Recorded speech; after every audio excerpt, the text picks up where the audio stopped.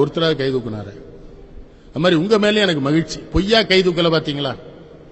ஆகவே உங்களுக்கு யாருமே நாடாளுமன்ற சட்டமன்ற உறுப்பினர்களாகிற தகுதியை இழந்து விட்டீர்கள் என்று நான் சொல்லி ரொம்ப இவ்வளவு நேர்மையா இருந்தீங்கன்னா பார்த்த சார் படிங்க. பெண்களுக்கு சொல்ல தாய்மை பண்பு ஒன்றுதான் உங்களுக்கு பெருமை, மற்றது இல்லை.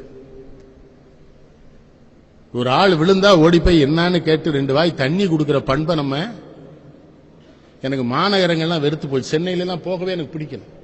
ஒருத்தன் அடிபட்டு கிடக்கிறான், அவன் பாட்டு போனான். நான் இறங்கி அவனை போய் பார்த்து என் கார்ல ஏற்றி கொண்டு போனா இன்னும் தாள் இப்படி பண்றாருங்க. நான் கூட மருத்துவமனையில் சேர்த்தா மருத்துவமனையிலும் சங்கடம் இருக்குது, உடனே சேர்த்துக்க மாட்டேங்கிறான். ஐயா அது போலீஸ் கேஸுங்க, இருக்கட்டியா முதல்ல சேர்த்துக்க, நான் போலீஸ்ட பேசிக்கிறேன்னா. இல்லையா செத்தால் சாகட்டுமே, நீ சேர்த்துக்க. சமுத்திரம் மிகப்பெரிய எழுத்தாளர் தெரியுமில்ல, அவர் ஒரு விபத்துல மாட்டிக்கிட்டாரு, ஒரு மருத்துவமனையில் போய் சேர்ந்தாரு, சிகிச்சை பண்ண மாட்டேன்ட்டானு இறந்து போயிட்டாரு.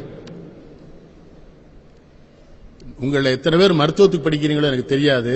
மருத்துவத்துக்கு படிச்சா நீங்க என்ன பண்ணுங்க, மனித நேயத்தோடு மருத்துவம் படிங்க, வெறும் டாக்டர் ஆகக்கூடாது.